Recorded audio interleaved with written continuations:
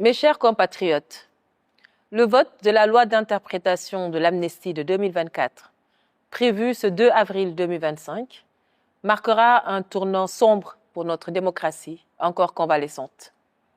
Et pourtant, un an, jour pour jour, auparavant, le président de la République, Bassirou Diomaye Faye, proclamait solennellement lors de son investiture que les résultats sortis des urnes exprimaient un profond désir de rupture systémique. Aujourd'hui, ce souffle d'espoir vacille. Les promesses de rupture s'estompent dans l'ombre d'un compromis douteux. La 15e législature, qui, elle, est née d'un immense espoir populaire, s'apprête à commettre une faute morale. Faire dire à l'amnistie de 2024 ce qu'elle n'a jamais voulu dire.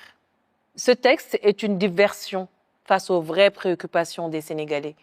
Une désillusion amère. Ce n'est ni ce que les Sénégalais attendaient, ni ce pourquoi ils se sont levés. Ils se sont battus et ils se sont sacrifiés. Ce n'était pas cela la promesse du Premier ministre le 27 décembre dernier lors de sa déclaration de politique générale devant cette même Assemblée nationale.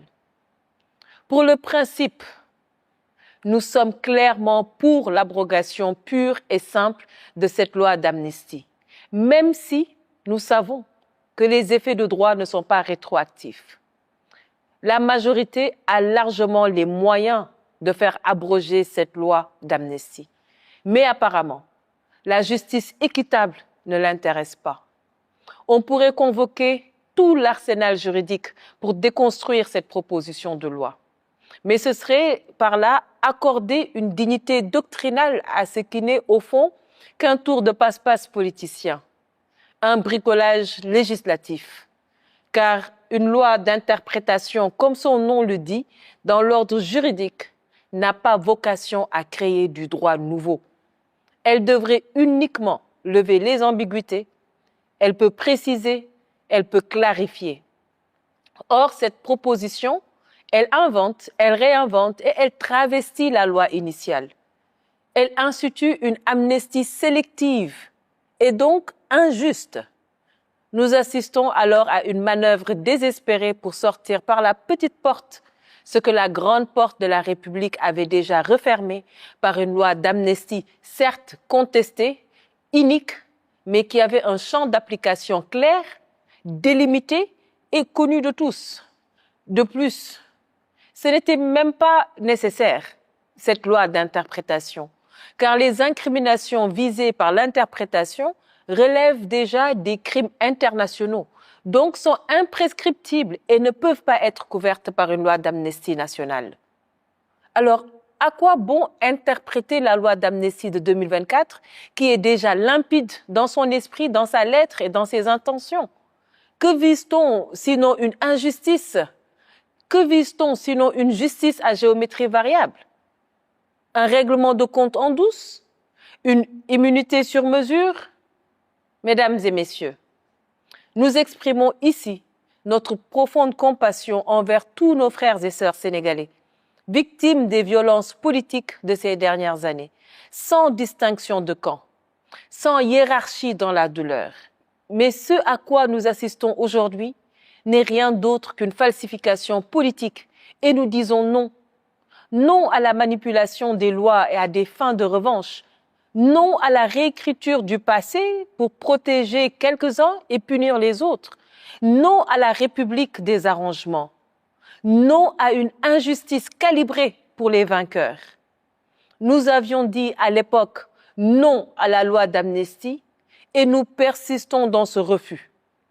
Mais aujourd'hui, nous ajoutons un autre refus, celui de la vengeance déguisée en droit, car la justice n'est pas un instrument. La justice est un pilier. Il peut arriver qu'un peuple transgresse la ligne rouge. Il faut avoir le courage de l'accepter et le courage de s'amender. Le peuple sénégalais aspire à guérir. Le peuple a soif de vérité. Le peuple a soif de réconciliation, mais surtout le peuple a soif d'avenir. Et pour cela, il nous faut le courage de regarder ensemble dans le rétroviseur de notre histoire, non pour juger, mais pour comprendre. Non pas pour punir, mais pour penser. Pour le principe, je propose d'abroger cette loi et d'ouvrir de larges consultations nationales en vue de la mise en place d'une commission que nous allons appeler Vérité et Réconciliation, à l'image de ce que fit l'Afrique du Sud post-apartheid. J'en appelle alors à la sagesse du président de la République et à l'engagement de la société civile, des guides religieux, des acteurs politiques et à tous les citoyens épris de justice. Car c'est cela, la voie de la grandeur. Pardonner, ce n'est pas oublier. Je répète, pardonner, ce n'est pas oublier. C'est refuser que le passé soit une chaîne éternelle. C'est choisir l'espoir. Nous sommes des démocrates. Si cette loi est adoptée, nous accepterons le verdict de la majorité, même lorsqu'elle est mécanique, brutale et écrasante. Mais nous ferons usage, dans le même esprit républicain, de nos droits constitutionnels, notamment ceux prévus par l'article 74 de la Charte fondamentale. Nous saisirons le Conseil constitutionnel pour faire constater l'irrégularité flagrante de ce texte qui porte atteinte au principe de sécurité juridique, au principe de l'égalité des citoyens devant la loi et au respect de l'intention initiale du législateur. J'en appelle à la conscience des députés, à leur honneur, à leur sens de l'histoire. Celles et ceux qui ne veulent pas que demain, on leur reproche d'avoir été les complices d'un déséquilibre moral. Il est encore temps de se lever, non pas pour un parti, mais pour la justice. Non pas pour une revanche, mais pour la République. Je vous remercie.